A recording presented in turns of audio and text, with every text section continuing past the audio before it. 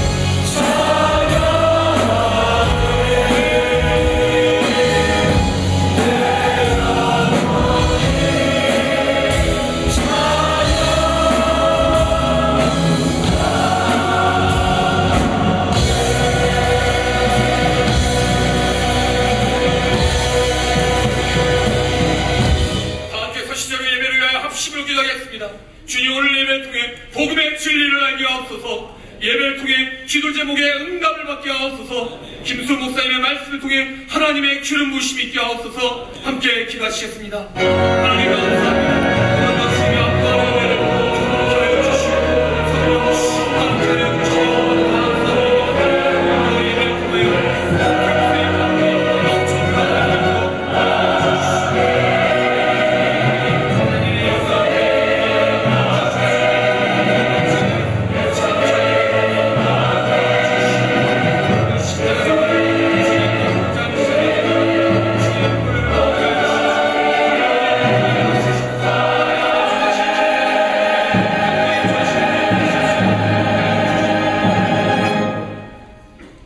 예수 그리스도 영원히 찬송을 받으시기에 합당하신 주님, 모든 예배의 영광을 주님께 돌립니다.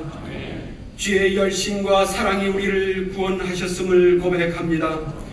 하나님의 의가 우리의 의가 되었으며 하나님의 온전하심이 우리의 온전함이 되었습니다. 예수 그리스도의 보혈을 힘입어 오늘도 영광의 하나님 아버지께 예배로 나아갑니다. 우리의 입술의 찬양을 받으시고 무궁하신 자비를 덧입혀 주옵소서. 성령이여 임하셔서 감동 감하여 주시고 아버지의 깊은 마음을 얻는 은혜의 시간 되게 하옵소서. 우리의 영이 살겠고 주로 인해 생명의 기쁨이 넘쳐날 것입니다. 김수웅 목사님을 붙드시고 능력으로 함께 하옵소서. 그의 입술에 하나님의 말씀을 주옵시고 우리에게 열린 마음을 주셔서 인치듯 말씀하시는 주의 음성을 듣게 하옵소서. 보혈의 강수가 우리 영혼 속에 흘러 넘침으로 새 생명의 역사가 능력으로 나타나게 하옵소서. 새 생명 축제의 간증과 말씀을 전하실 송재호 장로님 위에 함께 하셔서 그의 삶 가운데 함께 하시며 새 생명의 기쁨을 누리게 하시는 예수님을 최선을 다해 증거할 수 있도록 도와주옵시고 죽었던 생명이 살아나는 주의 영광을 보게 하옵소서. 오늘 2차로 드려질 태신자 작정에도 하나님 섭리하셔서 새 생명 잔치를 예배하신 주의 마음을 기쁘시게 하시며 주님 앞에 올려진 한 영혼 한 영혼을 기억하여 주셔서 구원의 자비를 베풀어 주옵시고 하나님의 자녀로 인쳐 주옵소서. 킹덤 드림센터를 위해 주님 앞에 드려진 기도와 헌신을 받아주시며 우리 자녀들이 마음껏 예수님을 닮아 자라가게 하시고 이 시대에 하나님의 뜻을 이 땅에 이루어드리는 주의 자녀 되게 하옵소서. 일본 복음화를 위해 그리스도의 제자 삼는 사역과 기도 사역을 하시는 이영숙 선교사님을 위하여 기도합니다. 체계적인 제자 양육과 여름 단기 선교 사역을 통한 열매를 허락하여 주옵소서. 찬양대와 주일학교 선생님과 예배를 돕는 모든 손길을 지켜주시며 섬김을 통해 주님과의 더 깊은 교제가 있게 하심으로 위로와 감격이 충만케 하옵소서. 예배를 온전히 주의 손에 의탁하옵고 영원한 생명이 되시는 예수님의 이름으로 기도하옵나이다. 아멘.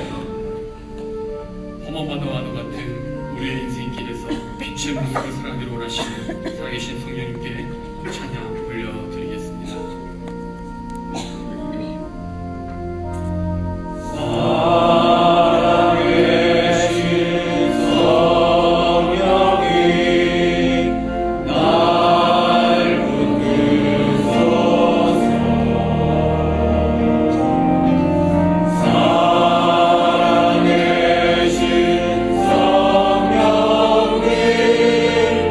날 살피소서.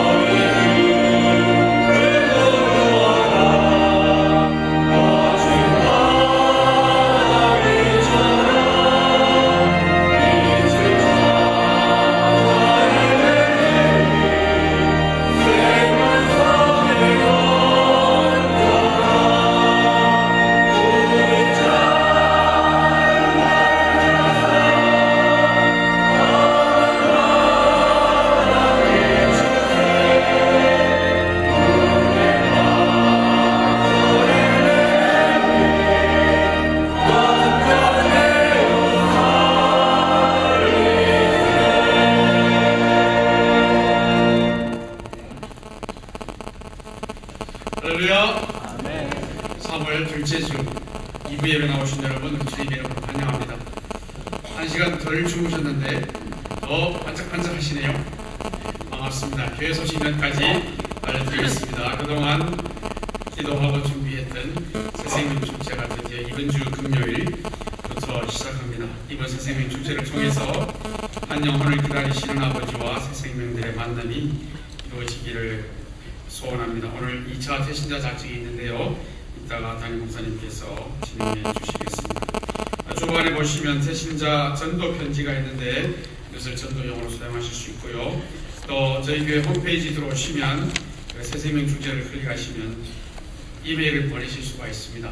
이런 것들도 10분 활용해 주시면 참 좋겠습니다. 금요일 저녁 7시 30분, 토요일은 저녁 7시입니다. 아침에는 6시고요. 새생명 축제 기간 동안에 우리 자녀들을 위해서 어린이 새생명 축제 같은 시간에 각 반에서 열릴 것입니다. 우리 2번을 잘 참고해 주시면 되겠습니다. 3번 굉장히 중요합니다. 우리 모두 애나임 함즈에 주차를 해주시면 감사하겠고요. 태신자들을 모시고 오시는 분들은 예외입니다. 그렇다고 해서 태신자 모시고 오기 때문에 거리로 가시라는 것은 아니고 우리 교우들께서 애나임 함즈에 주차를 해주셔야 태신자들이 본당 안으로 들어오실 수 있기 때문에 그렇습니다. 특별히 주의해 주실 것은 이웃의 골목길에 절대로 주차하시는 일이 없도록 특별히 신경 써주시면 대단히 감사하겠습니다. 1일 큐티 훈련학교 개강합니다. 그리고 39기 세일군반들을 대상으로 헌사점검반도 안내되어 있습니다. 1일 자녀 양육 세미나, 기러기 어머니들을 위한 모임, 리브가 모임 등 주보를 잘 참조해 주시길 바라고요. 다락방에 혹시 참여하시기 원하시는 분들은 항상 있습니다. 라비에 안내 데스크가 있으니까 들러주시면 잘 안내해 드리도록 하겠습니다. 오늘 오후에 순장반 있습니다. 순장님들 꼭 기억해 주시기를 바라고요. 이번 주에 축하할 가정들도 여러 있습니다. 출산 가정 4가정이 있습니다. 그리고 돌맞이한 가정 있고요. 주님의 이름으로 축복합니다. 또 우리의 위로가 필요한 가정들도 3가정이나 있습니다. 이반석 성도님의 부친 되시는 이창범 목사님, 또 오상수 성도님의 부친 되시는 오성문 성도님, 그리고 나경호 순장님 모친 되시는 오순길 집사님, 지난주 중에 각각 하나님의 부르심을 받으셨습니다. 오순길 집사님 입관 및 천국 환송 예배가 이번 수요일 12일입니다. 저녁 7시 30분 나월리 가주장인사에서 있습니다. 상을 당하신 가정들에게 우리 하나님의 크신 은혜가 위로가 있으시기를 바랍니다. 혹시 오늘 2부 예배 처음 나오시거나 저희 교회를 방문하시는 분 계시면 감사합니다. 예배 마치고 나가실 때 본당 바로 맞은편에 세가족 환영실이 있습니다. 거기 들러주시면 저희들이 여러분들 뜻이 영접하고 또 교회에 대해서 자세히 안내해 드리도록 하겠습니다. 이제 담임 목사님 나오셔서 진행해 주시겠습니다. 여러분 이번에 모니터를 조금만 내려주실래요? 이번에 그 새생명 축제의 그 테마가 아버지의 마음입니다. 아버지의 마음. 이번에 오시는 그 송재호 탤런트죠. 장로님이 저는 아버지 전상서인 줄 알았더니 부모님 전상서라더라고요. 부모님 전상서에 나오시고 하여튼 그 아버지의 푸근한 그 인상이 있으신 분이고 또 하나님의 그 아버지 마음을 우리가 이렇게 알아야 아버지께로 또 나올 수 있는 그 복음의 역사가 있을 것입니다. 그래서 그 아버지의 마음이라는 그 테마로 우리가 새생명 축제를 하고 있는데 여러분 오늘 2번째 그 태신자 등록 카드를 작성하는 시간을 가지려고 하는데요. 먼저 우리 아버지의 마음을 잘 그 표현해주는 영상을 한번 보고 싶은데요.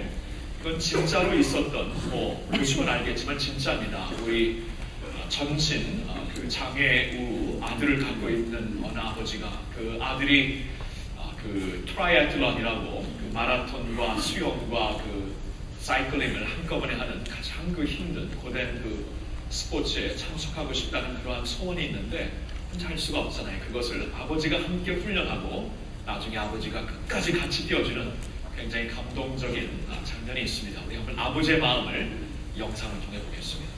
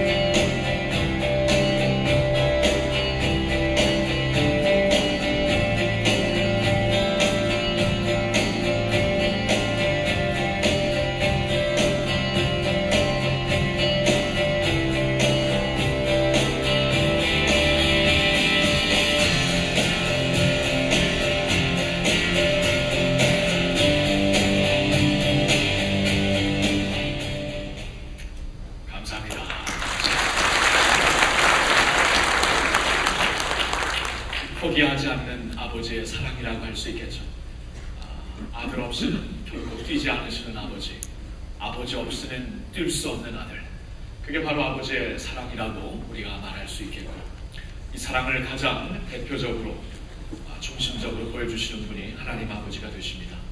그 아버지께로 오는 것이 축복이요, 기쁨이요, 평화 또한 사랑이기 때문에 우리가 그 아버지의 마음이 있는 이곳으로 우리 이웃들, 아직 주님을 모르는 이웃들, 우리 친구들, 우리 친척들을 이제 초청하려고 합니다. 여러분 주관에 보시면 제2차 태신자 등록 카드가 있습니다. 한번 꺼내 주시고요. 펜이 필요하신 분들은 손들어서 말씀해 주시면, 보여주시면 우리 안내원들이 펜을 나눠드리겠습니다. 펜이 필요하십니까?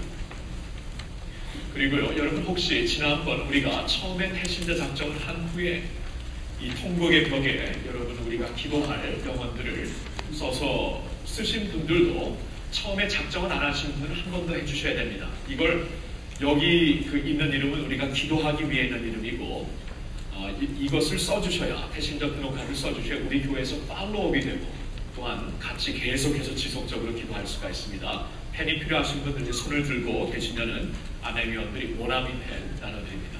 네, 한번 받으시고 잠시 우리 이웃들 중에 우리가 초청해야 되는 이 사랑이 있고 아버지의 마음이 있는 곳으로 초청해야 될 분들을 여러분 기도하는 마음으로 꼭 써주시기를 바랍니다.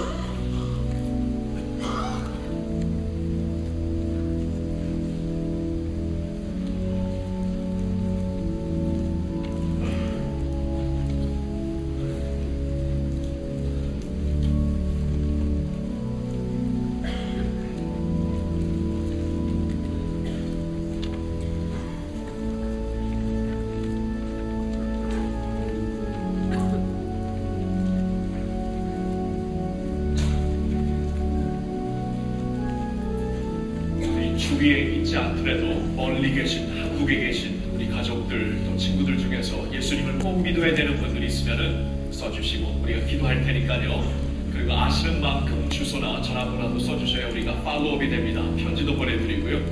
그러니까 우리 초청하실 분들 외에 기도가 필요한 분들도 써주시면 좋겠습니다.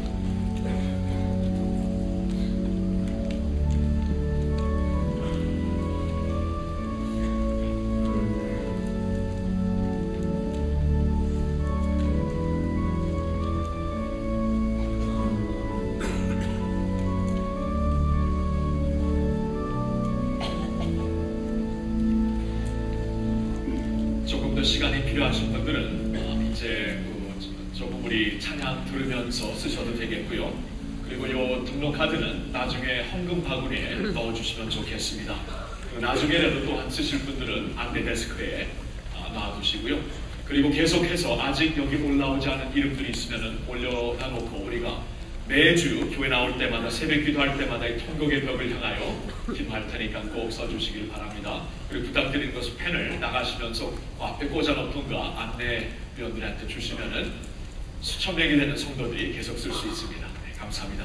이 시간에 우리 2부 찬양대와 오케스트라에서, 사랑 오케스트라에서 주 달려 죽은 십자가라는 제목으로 주님을 찬양하겠습니다.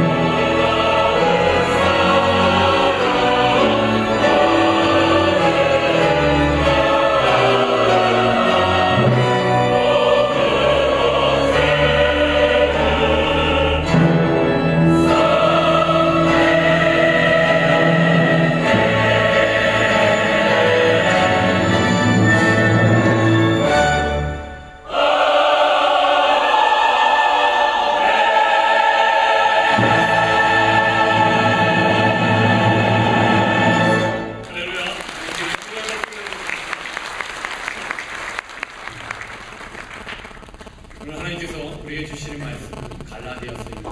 2장 11절에서 16절의 말씀 다 함께 보시겠습니다. 제가 지금 신약성경 304면이 되겠습니다. 하신 다음에 우리 한 절씩 교독하겠습니다. 제가 먼저 읽겠습니다. 게바가 안디옥에 이르렀을 때 책망할 일이 있기로 내가 저를 면책하였노라. 그에게 어떤 일이 이르되 게바가 즐거움에 그가 할례를 위하여 떠나들어가매 남은 유대인들도 저와 같이 외식함으로 바나바도 저희의 외식에 유혹되었느니라. 그러므로 나는 그가 고백의 지를 따라 바로에 가지 아니하고 오지 않았던 사람에게 내가 유대인으로서 이방을 좋고 유대인답게 하지 않으면서 어찌하여 억지로 이방인을 유대인답게 하게 하느냐. 우리는 본래 유대인이요 이방 죄인이 아니로되 사람이 의롭게 되는 것은 율법의 행위에서 난 것이 아니요 오직 예수 그리스도를 믿음으로 말미암는 줄 아는므로 우리도 그리스도 예수를 믿나니 이는 우리가 율법의 행위에서 아니고 그리스도를 믿음으로써 의롭다함을 얻으려 함이라. 율법의 행위로서는 의롭다함을 얻을 죄가 아니라. 아멘. 김승 목사님께서 나오셔서 복음의 진리를 따라 산다는 것은 이라는 말씀 가지고 하나님의 말씀을 증거해 주시겠습니다. 오늘 본 말씀을 보면은 사도 바울이 그 베드로를 책망하는 그러한 모습이 나오고 있습니다. 참 아주 독특한 오늘 본문 말씀이 되는데요. 이 말씀의 임팩트를 우리가 좀 더 깨닫기 위해서는 이 말씀이 어디에서, 이 사건이 어디에서 일어나는가를 보면은 좀 더 이 본문의 사건이 얼마나 중요한 사건이었나를 우리가 알 수 있을 것입니다. 우리가 먼저 읽은 그 11절에 보면 안디옥에서 이런 일이 있었다 하고 성경에 말씀해 주시고 있습니다. 여러분, 안디옥은 교회 역사에 매우 중요한 곳입니다. 아주 특별한 곳입니다. 사도행전 13장을 보면은 하나님께서 안디옥 교회에 특별히 그 성령님이 임하시어서 바울과 바나바를 이방 백성들을 위하여 복음의 사신들로 따로 세우라 하고 교회에게 명하시며 또한 그 두 사람을 오늘날로 말하면 선교사로 파송하여라 하고 지시를 하십니다. 그렇다면 지금까지 그때까지만 해도 유대 지방 중심에서 세워진 주님의 교회가, 그리고 유대인 중심으로 세워졌던 주님의 교회가 안디옥 교회에서 선교를 향해 완전히 새롭게 시작하는 그 사역을 통해 이방 나라를 향해 또한 이방 나라 중심으로 하나님의 나라가 펼쳐지는 것을 볼 수가 있습니다. 안디옥이었어요. 그 안디옥은 그렇다면 어느 것보다도 하나님께서는 이제 유대인, 이방인들 이렇게 차별을 두지 아니하시고 예수 그리스도의 복음으로 구원을 베푸시고 예수 그리스도의 복음으로 그 배경과 우리의 그 어떠한 그 모습에 상관없이 은혜와 구원을 베푸시는 것을 보여주는 중심 지역이었다는 것입니다. 오늘 말씀을 그런데 보면은 이 안디옥에 베드로가 올라왔습니다. 베드로가 원래 예루살렘 교회에서 지도자로서 사역을 하고 있었죠.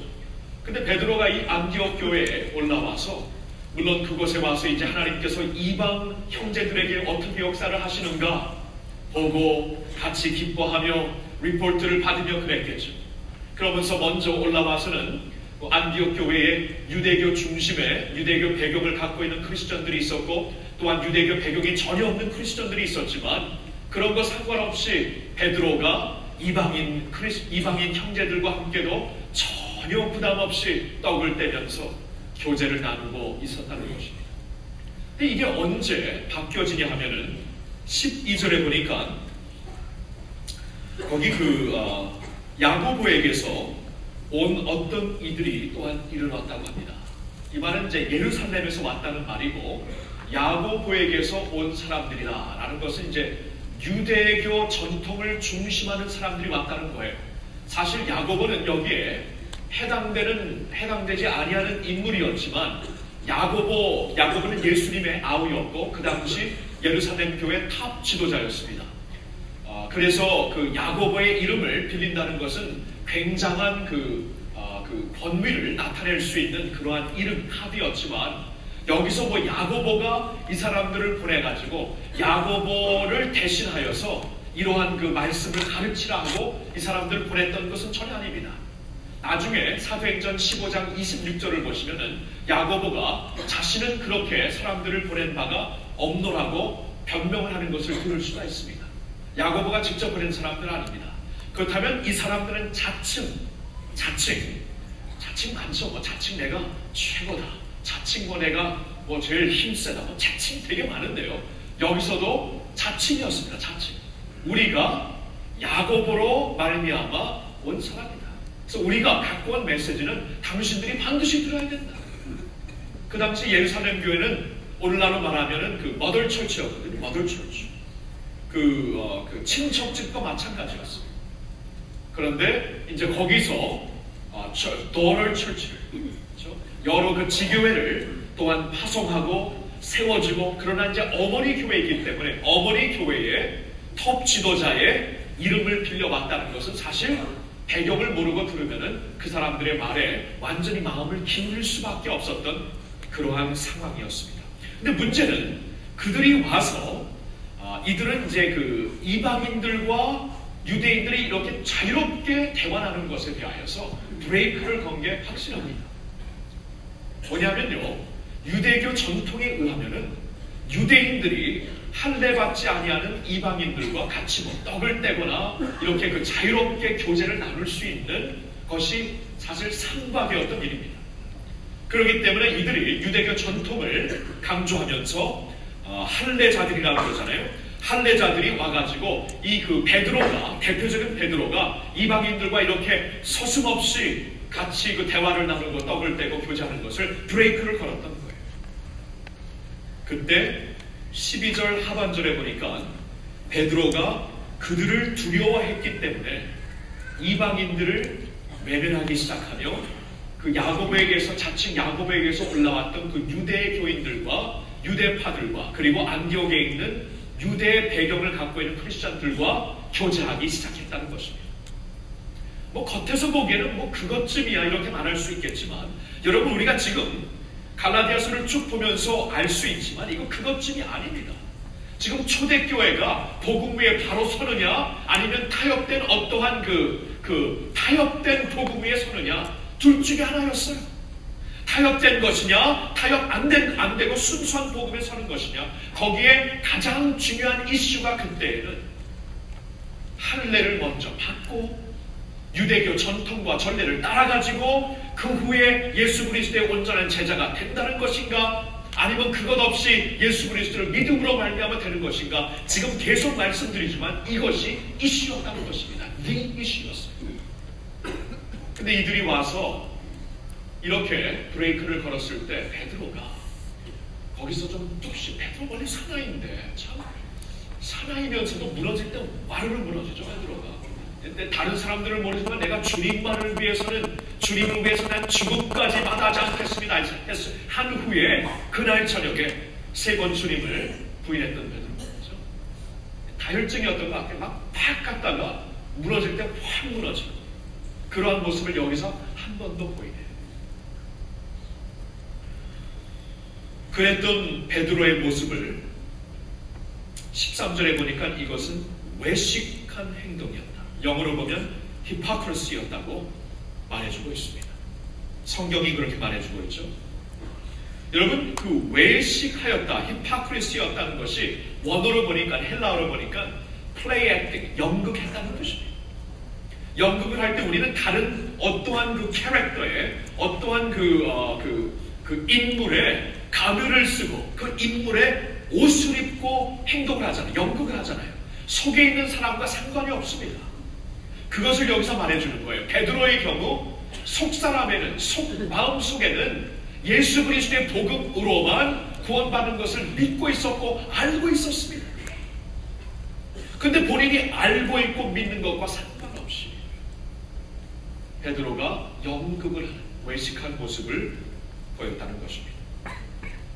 이때 바울이 안 되겠다, 이 안디옥 교회에서 세계 선교의 중심 지역으로 세워지고 있는데 이것을 가만 놔뒀다가는 하나님의 선교 사역 자체가 이 큰 그 수렁에 빠질 수 있겠구나 생각을 하고 그를 공적으로 책망을 합니다. 그를 책망하면서 말한 것이 14절에 핵심이 나와 있습니다. 14절 한번 보세요.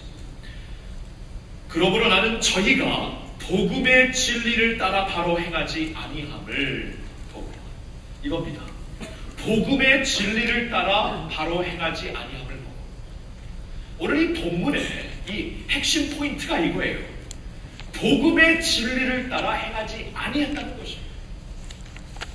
복음의 진리라는 것은 우리가 듣고 동의하는 것에서 끝나는 게 아니라 반드시 우리가 우리의 행동에서 우리의 삶에서 그대로 팔로우 트루가 되어야 되는데 이 복음의 진리가 그대로 그 행실에서 삶에서 보여지지 아니했다는 것입니다. 여러분 예수님께서 산상수훈을 마치시면서 이런 말씀을 하셨죠.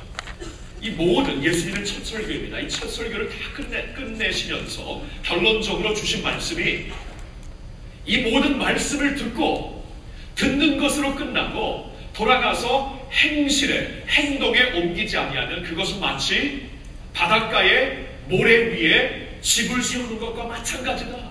집을 아무리 근사하게 세워도 나중에 폭풍이 불고 파도가 좀 이렇게 세지면서 밀고 들어오면 그 집이 한꺼번에 무너질 것이다. 지금 아무리 내가 듣고 동의하고 감동이 되어서 바로 이거다 붙잡고 돌아서서 잊어버릴 때, 돌아서서 그것만으로 끝날 때 우리가 듣고 깨달은 것을 행실로 옮기지 아니할 때 모래 위에 집을 세운 것과 같은 것이다. 그러나 이 모든 나의 가르치는 것을 듣고 행동으로 옮기면은 반석 위에 집을 세운 것과 마찬가지다. 바람이 불고 폭풍이 치고 파도가 어느 정도 몰려와도 반석에 세워진 집은 견고히 설 수 있다. 예수님께서 이렇게 듣고 이 복음 좋은 소식을 듣고 행하는 것이 이렇게 중요하다고 결론으로 말씀을 하셨던 것입니다. 여러분 베드로의 경우요 분명히 그런 마음속에 확신을 했어요. 분명히 그렇죠. 우리가 어떠한 그 율법의 전통, 유대교의 전통을 통하여서 하나님의 백성이 되는 것이 아니라 오직 하나님의 은혜로 구원받고 백성이 되는 것을 알고 있었어요. 그래서 어떻게 우리가 특별히 알 수 있냐 하면은 사도행전 10장에 보면은 하나님께서 고넬료라는 사람, 이방인이었습니다. 이방인에게 이제 하나님을 경배했던 이방인에게 그에게 구원의 은혜를 베풀기 위하여서 그 당시 요바에 있었던 그 베드로에게 환상을 보여주십니다. 환상을 보여주시는데 베드로에게 이러한 환상을 보여주세요. 하늘에서 이 보자기, 큰 보자기가 내려오는데 그 안에 부정하다고, 구약성경에 부정하다고 말하는 모든 동물이 다 있습니다. 요사이는 우리가 다 먹는 거예요. 다 먹는 거지만 그 당시에는 부정한 것이라고 말씀해준 다이어터리 로가 있었습니다. 그렇죠? 구약성경에 보면 먹고 먹지 말아야 될 게 있는데 거기 보니까 이렇게 우리가 좋아하는 해물들 있더라고요. 해물. 구약성경에 저는 지난번에 족발만 얘기했는데 해물도 다 있어요. 거기 우리가 좋아하는 해물 다 있어요. 아이고 근데 이거 다 못 먹게 되었거든요. 근데 여러분 하나님께서 보자기를 내리시면서 베드로한테 먹으라. 베드로가 어이구 하나님 이제 어려서부터 이런 건 먹지 않는 것뿐만이 아니라 내가 터치도 안 했습니다. 하나님의 대답이 뭐냐면 내가 깨끗하고 하다고 하는데 네가 왜 부정하다고 하니? 내가 깨끗하다고 하는데 네가 왜 부정하다고 하니? 이게 무슨 환상인가 알지 못하고 있다가 근데 하나님께서 베드로를 성령님께서 이제 그 고넬료가 있는 집으로 보내시는데 고넬료가 이방인이었거든요. 근데 그때까지만 해도 이 이방인이 어떠한 살례도 안 받고 예수님을 믿고 하나님 앞에 나온다는 게 이게 생각도 할 수 없는 것이었는데 그날 이 그 고넬료 집안에 성령님이 임하셔갖고 엄청난 구원의 역사가 일어납니다. 그러면서 베드로가 그 환상이 그거였구나. 지금까지 우리가 우리 유대교 전통으로 인하여서 무엇이 깨끗하다 부정하다고 말하는 시대는 지났구나. 하나님께서 은혜를 전 세계에, 온 만민에게 베푸시는 시대가 시작되었구나. 그래서 베드로는 그때부터 알고 있었어요. 근데 문제는 알고 있는 것을 실행으로 옮기지 못했다는 것입니다. 알고 있는데 저에게 참 그런 일이 참 많아요. 저도 참 많은데 가장 좀 이건 좀 신앙과는 좀 상관이 없지만 가장 좀 제 마음속에 어떻게 내가 이런 짓을 막년에 했는가 이렇게 생각을 해보니까요. 제가 여러분 그 자동차를 타다 보면 이 그 가스가 거의 다 떨어지면 이렇게 불이 들어오잖아요. 언제 한 10몇 년 전한테 제가 한번 뚝심이 생기더라고요. 불이 들어왔지만 한번 가볼 때까지 가보자. 얼마나 가보나 보자. 그리고 제가 불 들어온 다음에 몇 마일을 갈 수 있다고 끝까지 가보자고 제가 결단을 했습니다. 결단을 했고요. 호기심이 생겨. 이거 진짜 꺼지나? 이 가스가 꺼지면 슬슬슬 꺼지나? 안에 한꺼번에 팍 꺼지나? 뭐 호기심이 너무 많았어요. 그래서 한번 갈 대로 가보자 했는데 여러분 알면서 제가 그쵸? 이거 안 되는 거 알면서 그냥 갈 대로 갔어요. 다행히 그 노클에서 스탑이 됐지만 근데요 보니까 푹 꺼집니다. 푹 꺼집니다. 그냥 천천히 꺼지는 게 아니고 그냥 팍 꺼져버려요. 팍 꺼져. 갑자기 아무것도 안 돼. 아무것도 안 돼. 하지 마세요. 할 필요가 없어요. 마인. 제가 그때 뭘 느꼈죠? 야, 이렇게 어리석구나. 하지 말라고 불이 들어오는 건데 끝까지 해보려고 이런 오기심이 왜 생겨요? 이런 게. 근데 참 신앙도 마찬가지 아닙니까? 하지 말아야 되는 거 알면서 해야 되는 거 알면서 안 해요. 하지 말아야 되는 거 알면서 해요. 그렇죠? 얼마나 한번 가볼까? 뭐 이런 식으로 가봅니다. 그렇죠? 문제는 우리가 몰라서 문제가 있는 게 아니고 알지만 안 해서 문제예요. 베드로의 경우 오늘 이 복음 말씀이 알고 있는 것을 그가 안 했다는 거예요. 복음의 진리를 알고 있었지만 복음의 진리를 따라 살지 못했다는 것이 지적되는 말씀이 되는 것입니다. 자, 그럼 베드로가 무엇 때문에 이렇게 실족하였는가? 알고 있었지만 베드로가 이 복음에 대한 은혜의 시대에 대해 알고 있었지만 무엇 때문에 그가 이렇게 왕창 실족하였나? 말씀을 보니까 두 가지 부족한 것이 보입니다. 첫째로 그에게 담대함이 부족했습니다. 담대함이. 12절을 다시 보시면은 그는 할례자들을 두려워함으로 그런 모습을 보였다고 합니다. 두려워했기 때문에 사람을 의식하고 두려워했다는 것입니다. 사람을 의식하고 두려워했다. 담대함이 없었다는 거예요. 잠언 29장 25절에 보니까 사람을 두려워하면 올무에 걸리게 된다고 말씀을 하십니다. 여호와를 경배하는 것은 지식의 근본이지만 사람을 두려워하는 것은 올무에 걸리게 하는 것이라고 말씀을 하십니다. 베드로가 사람을 두려워했습니다. 사람을 의식했습니다. 그가 여기서 두려워했다는 것은 예수님 때문에 감옥 가고 그런 레벨이 아닙니다. 이미 베드로는 다 그 협박이나 핍박을 다 받았기 때문에 그런 것 때문에 두려웠던 게 아니라 사람들, 이 같은 그 동료, 동지들 중에 지금 베드로가 리더였는데 혹시나 그래도 그 예루살렘에서 온 이 사람들에게 내가 잘못 보이면은 나의 지도자의 모습이, 나의 지도자의 자리가 흔들리지 아니할까? 내가 왕따 당하지 아니할까? 이런 모습의 두려움이었던 것입니다. 사람을 의식합니다. 그런 것들을 두려워합니다. 확신이 있는데 확신대로 못 삽니다. 담대함이 없습니다.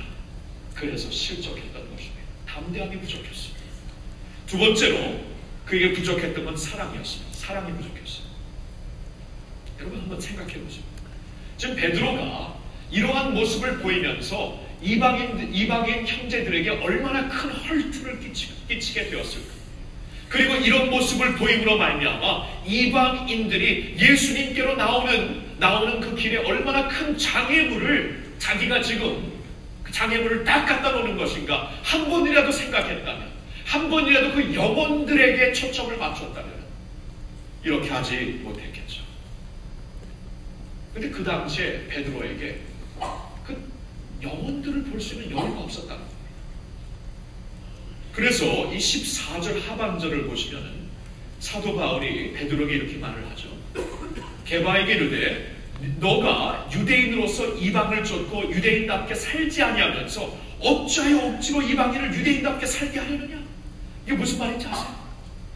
너와 나는 유대교 백그라운드를 갖고 있지만 당신이나 나나 우리가 유대교의 전통과 율법을 확실히 지킬 수 있는 능력이 없다는 것을 이미 오래전에 깨닫게 되었고 우리의 능력과 선행으로 하나님 앞에 나갈 수 없다는 것을 이미 깨닫고 그래서 하나님께서 대신 공급해 주신 당신의 아들의 공로를 붙잡고 예수 그리스도의 공로를 붙잡고 주님께서 모든 율법을 다 이루셨기 때문에 예수님의 공로 붙잡고 하나님 앞에 나오는 것만이 유일한 구원의 길이라는 것을 깨닫고 당신이나 나나 유대교의 율법을 구약의 율법을 무시하는 건 아니지만 구원을 받기 위해서 구약의 율법을 붙잡고 나오는 것을 이제는 우리는 접었고 오직 믿음으로 살면서 유대의 백그라운드를 갖고 있지만 유대인이지만 사실 이방인처럼 이방 크리스천처럼 사는 게 마찬가지인데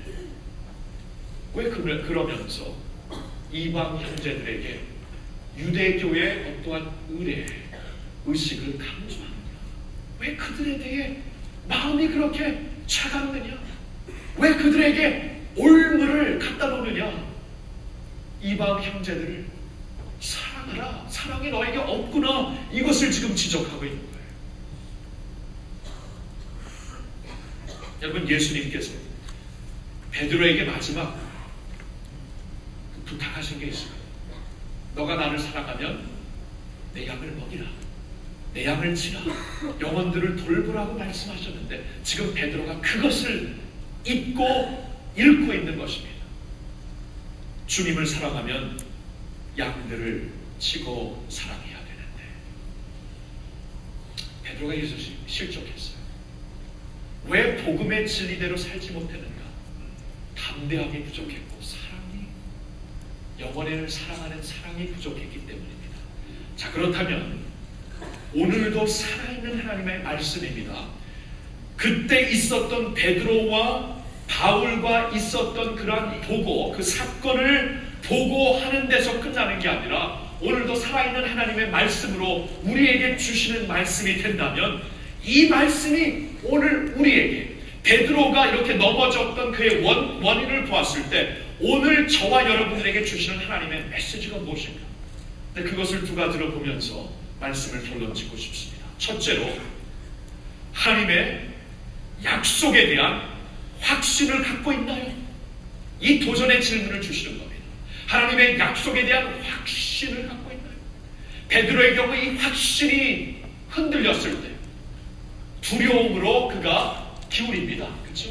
확신이 이 복음에 대한 복음을 믿었죠 분명히. 근데 이 확신 속, 컨빅션 속에 흔들리지 않은 컨빅션 속에 그가 서 있지 못하는 그 순간 무너졌던 것을 보았을 때 하나님이 오늘 이 말씀을 통해 우리에게도 복음의 진리에 합당한 삶을 살기 위해 우리에게 필요한 첫 번째 도전이 이겁니다. 하나님의 약속에 대한 확신이 있는가요?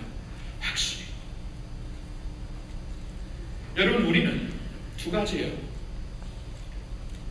주님을 바라보며 살던가 주님을 바라보며 살면서 세워지던가 아니면 환경을 바라보면서 무너지던가 둘 중에 하나입니다. 정말 그렇죠. 여러분 베드로가 그 복음서에 보면 제자들이 배를 타고 가고 있을 때 큰 풍랑을 만나죠. 예수님께서 오셨는데 베드로가 다혈증의 사나이가 딱 일어나서 주님이시면 나보러 오게 해주세요. 오라 하니까 물 위를 걷습니다. 주님을 바람을 딱 걷는데 성경에 보니까 그 후에 바람을 주목하게 됩니다. 바람. 그리고 파도를 주목하면서 그때 빠지기 시작했다고 합니다. 둘 중에 하나예요. 주님을 주목하고 가던가 환경 때문에 쓰러지던가 둘 중에 하나예요. It's always like this. 그래요? 환경 때문에 얼마나 많이 쓰러집니까? 그렇죠? 왜 이런 일이 나에게 일어나는 것인가? Why? Why를 묻기 시작하면은 한도 끝도 없어요. 환경에 대한 질문이기 때문에. 이 일이 언제 끝나는가? 몰라요. 앞길을 우리가 알 수가 없어요. 이 일이 어떻게 결론 날 것인가? 아무도 모릅니다. 어떻게 알아요? 1시간 앞도 10분 앞도 못 보는 우리들이 어떻게 합니까? 그렇죠? 계속 바뀌는 환경이에요. 계속 불확실한 환경이에요. 확신이 없는 환경을 주목하면서 내가 쓰러진다. 아니면 환경을 극복하여 주님을 주목하며 주님 안에서 세워지던가. 항상 이 둘 중에 하나더라고요. 1988년 겨울올림픽 전에 특별 프로그램으로 보여줬던 한 프로그램이 있습니다. 거기 보면은 맹인들이 이 스키를 타는 모습인데요. 그냥 보통 스키가 아니고 그 스키 선수들처럼 이 큰 언덕 슬랄롬에서 팍 내려오는 스키인데 사람들이 어떻게 타나? 근데 이제 그분들이 그냥 혼자 타는 게 아니었고 항상 옆에서 같이 타는 사람이 있습니다. 볼 수 있는 사람이 있는데 어떻게 연습을 하고 훈련을 했는가 처음부터 보여주는데요. 처음에는 이 평지에서 연습을 하더라고요. 그러면서 옆에 있는 그 짝이라 그러죠. 파트너. 짝이 같이 타면서 레프트 하면 팍 레프트, 라이트 하면 팍 라이트. 계속 들으면서 가더라. 계속 들으면서. 나중에 호흡이 맞춰지면 어느 정도 맞추면 나중에 그 언덕에 올라가서 타는데 그때는 굉장히 프리사이즈하죠. 아주 시간이 1초 그 1초 그 fraction of second 그 1초를 나눠 가지고 프리사이즈하게 왼쪽하면 왼쪽, 오른쪽 이런 식으로 타더라고요. 그 모습을 보면서 야, 이거 크리스천 삶이 아닌가? 안 보여요, 안 보여요. 보는 대로 살지 못합니다. 성경에서도 보는 대로 사는 게 아니라고요. 안 보여, 안 보여. 근데 그때마다 하나님이 주시는 게 있어요. 음성입니다. word. 당신의 말씀이에요. 말씀을 통해 우리에게 지시하십니다. left다, right다.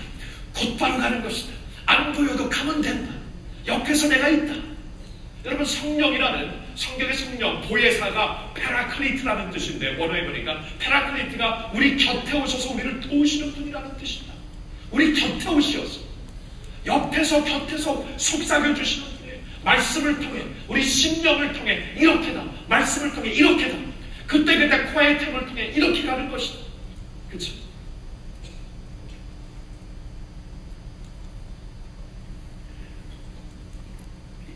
우리가 그래서 이 환경을 보면 쓰러질 수밖에 없어요. 안 보이니까.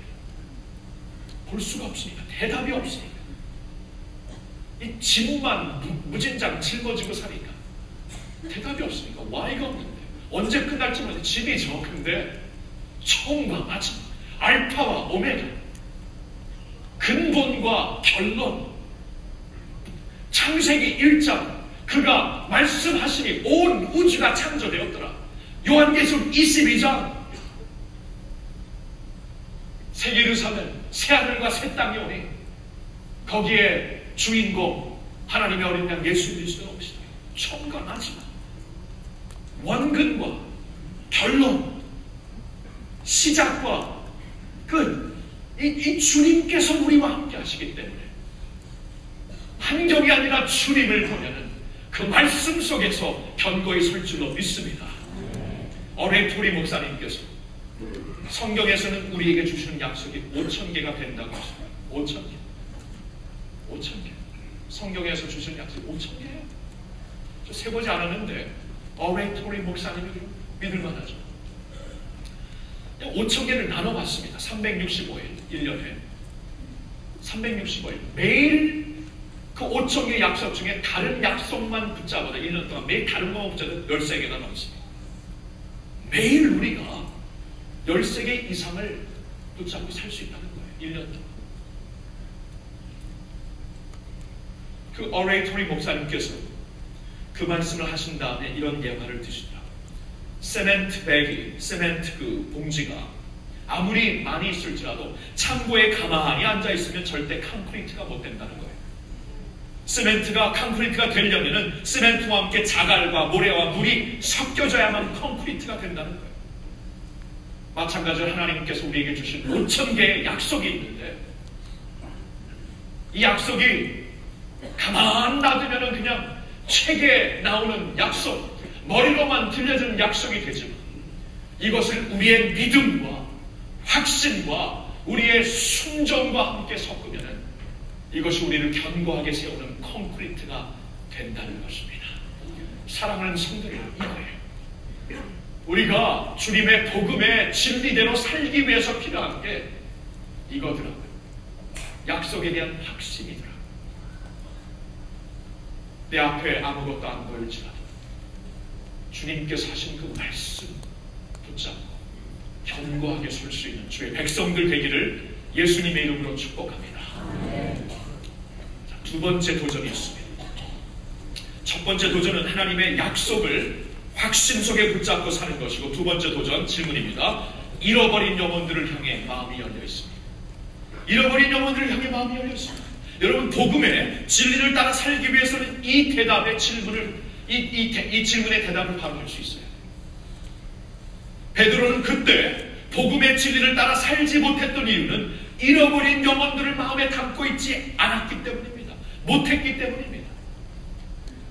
이방인들에 대하여서, 이방 나라들을 향해 하나님께서 지금 펼치시고 있는 하나님의 나라에 대해 조금만 더 가슴이 뜨거워지고 그 영혼들을 향해 조금만 더 가슴이 불타졌다면 그렇게 할 수 없었을 텐데, 그 당시 그는 잃어버린 영혼들을 향해 마음이 열리지 않았다는 것입니다.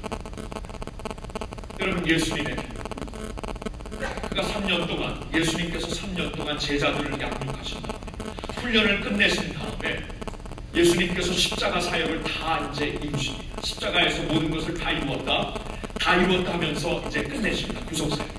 그리고 사흘 만에, 장사 지낸과 사흘 만에 다시 살아나십니다. 보세요. 제자 훈련을 다 마치시고 구속사역을 십자가에서 다 이루시고 사흘 만에 부활하신 능력까지 보여주신 다음에 제자들에게 남기신 파이널 말씀입니다. 그러므로 너희는 가서 온 족속으로 제사를 씁니다. 모든 족속으로 제사를 씁니다. 마가복음에 보니까 너희는 가서 만민에게 복음을 전하. 사도행전 1장 8절에 보니까 그러므로 오직 성령이 너희에게 임하시면 너희가 권능을 받고 온 예루살렘과 온 유대와 사마리 땅끝까지 이르는 내 증인이 되리라. 예수님께서 제자 훈련을 다 마치시고 모든 사역을 다 마치신 다음에 내가 바랬던 훈련의 파이널 프로덕트가 이거다. 내가 지금까지 손수 키웠던 내 제자들의 파이널 모습이 이것이다 하면서 가서 만민에게 복음을 전하. 모든 족속으로 제자를 삼아 땅끝까지 이르는 내 증인이 되라고 말씀하십니다. 주님의 복음에 진리를 따라 사는 모습의 마지막 모습이라는 거예요.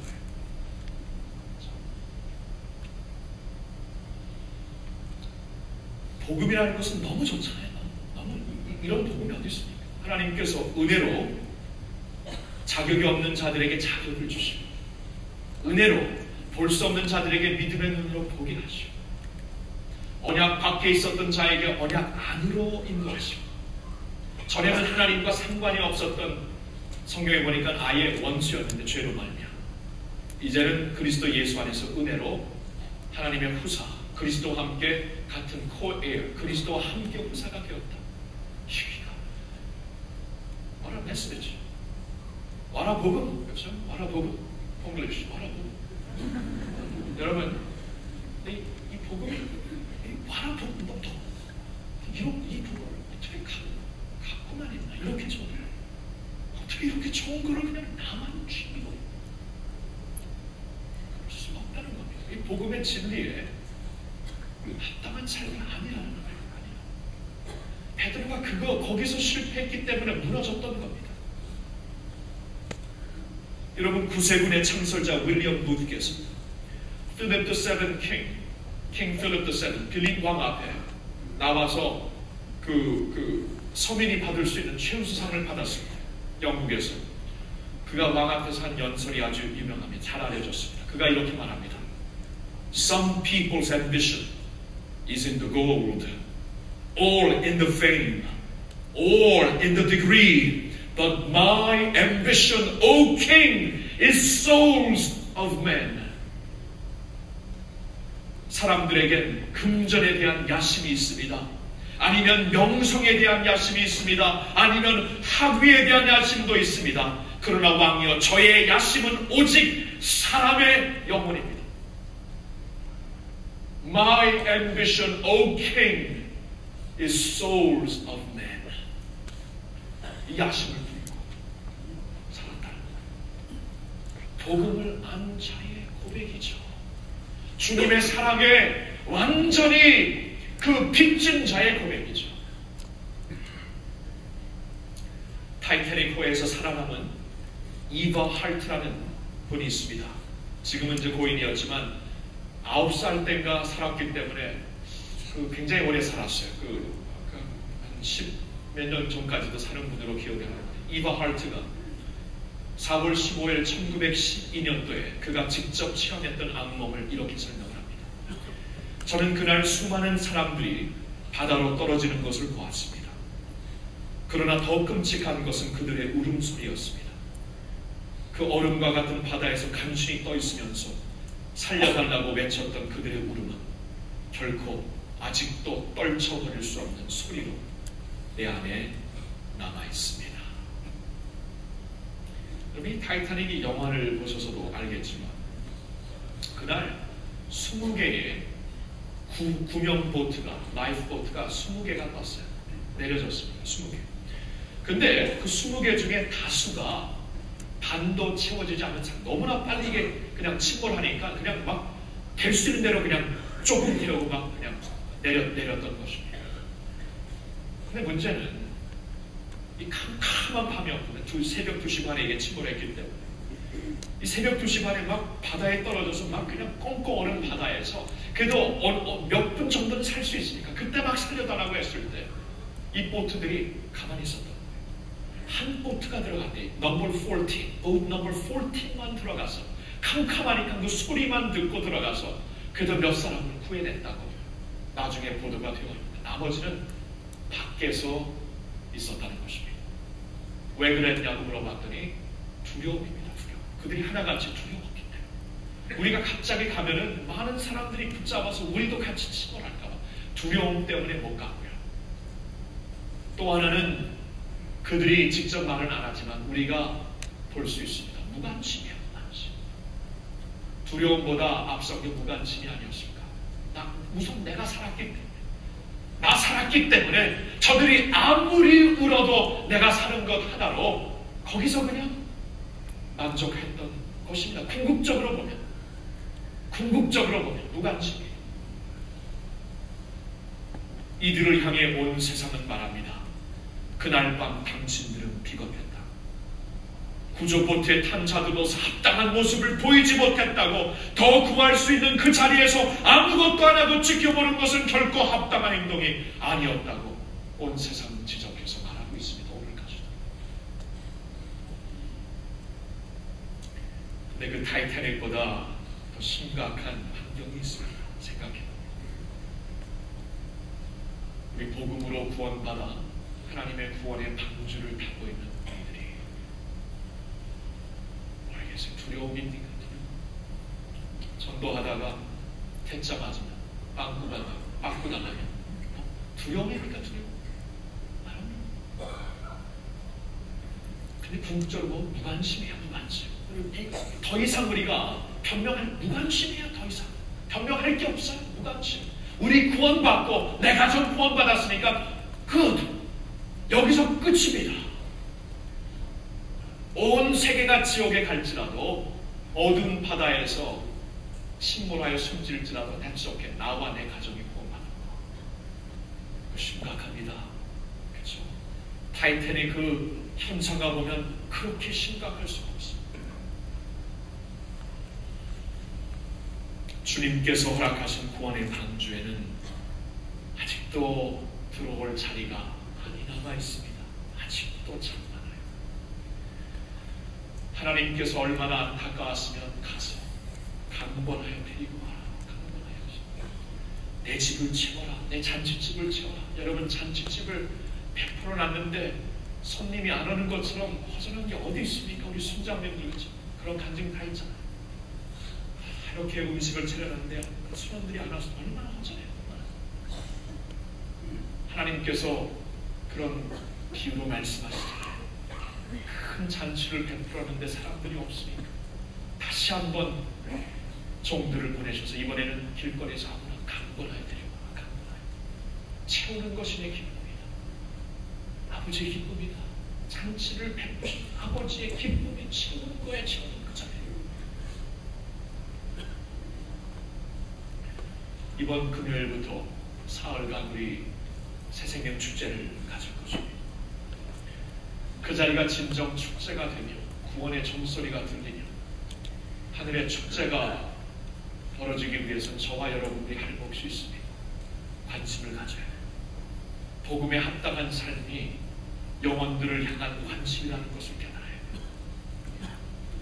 그 뒤에 보면 이름들이 있습니다.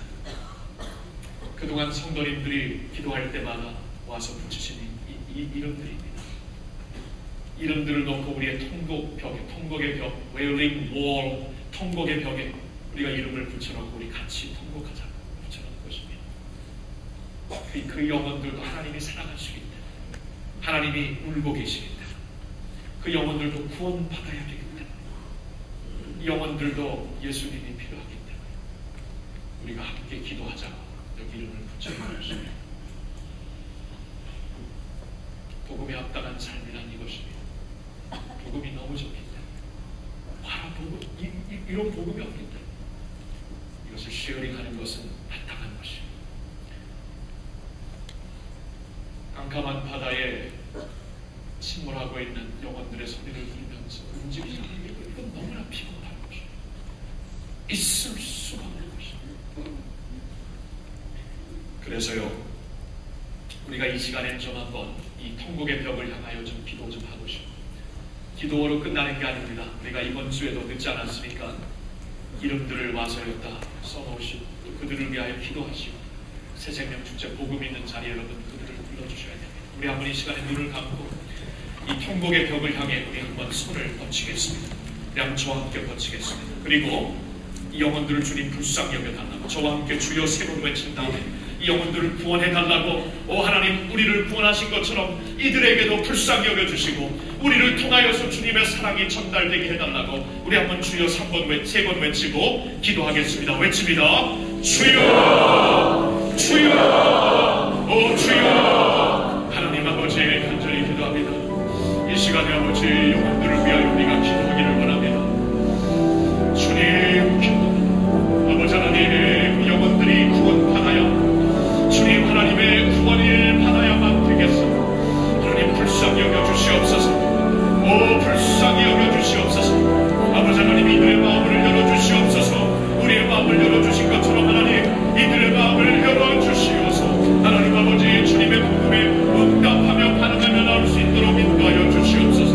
한 사람 한 사람 주님 앞에 얼마나 귀중한 영혼들입니까? 주님이 하시는 이름들입니다. 아버지요 불쌍히 여겨주시고, 아버지요 이들의 이름을 주님께서 불러주시옵소서. 주님 복음 있는 자리, 주님의 구원 있는 자리로 인도하여 주시고 방주안을 구원의 방주안으로 인도하여 주시옵소서. 오 하나님 아버지, 인도하여 주시옵소서. 주님 불쌍히 여겨주시옵소서. 주님 함께하여 주시옵소서. 예수 주님. 아버지 하나님, 오늘 복음의 진리에 나가 사는 것이 무엇인가 말씀을 통해 깊이 상고해 봅니다. 하나님, 그것은 하나님의 약속의 확신 가운데 거하는 것이라고 말씀하셨어.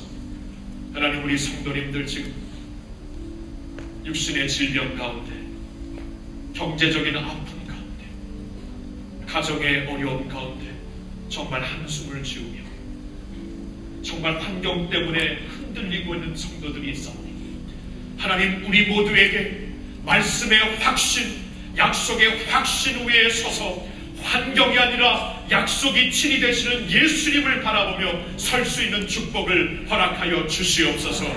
모든 대답을 모를지라도 주님만 계시면 됩니다. 모든 환경에 대답이 없을지라도 예수님의 말씀이 나의 생명이 되오니 처음과 마지막 되시는 주님 붙잡고 담대하게 설 수 있는 저희들 모두가 되게 하여 주시옵소서. 아버지 하나님, 그리고는 주님 복음의 진리에 따라 산다는 것은 영혼들을 가슴에 품으며 사는 것이라고 말씀하셔서 하나님 아버지 우리 주위에 예수님이 필요한 친구들, 가족들, 우리 이웃들을 주님 가슴에 품고 기도합니다. 아버지 통곡벽에 붙어있는 이름들을 향하여 기도합니다. 태신자를 작정하며 기도합니다. 아버지 하나님 이 영혼들을 불쌍히 여겨 주시옵소서. 우리 마음속에 예수 그리스도의 가슴을 갖고 이들을 향해 다가갈 수 있는, 기도하며 사랑하며 복음으로 껴안을 수 있는 그러한 담대한 마음을 허락하여 주시옵소서. 할렐루야. 그리하여 복음을 알고 누리는 것뿐만이 아니라 복음을 내가 따라 진리대로 살 수 있는 주의 백성들로 만들어 주시옵소서. 우리 주 예수님의 이름으로 간절히 기도하옵나이다. 아멘. 우리 이 시간 계속하여 우리를 구원하신 하나님 앞에 우리 헌금을 드리면서 예배드리기를 원합니다. 오늘은 제자 18기 14만 자매님들이 주님 앞에 귀한 찬양 올려드리겠습니다.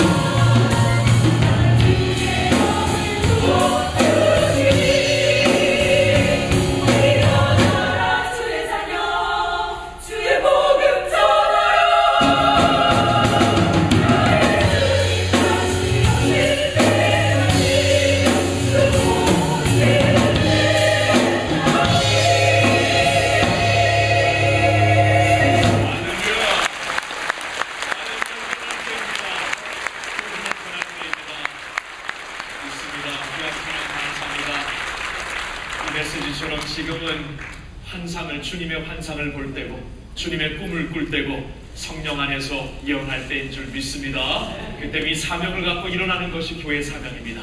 이제 이 시간 다 같이 일어나서 이 교회를 향해 주시는 성령님의 메시지, 일어나 신사도행전의 역사를 일어나는 이 말씀, 이 찬양 올려드리고 축도함으로 오늘 예배 마치겠습니다. 이 땅 위에 하나님의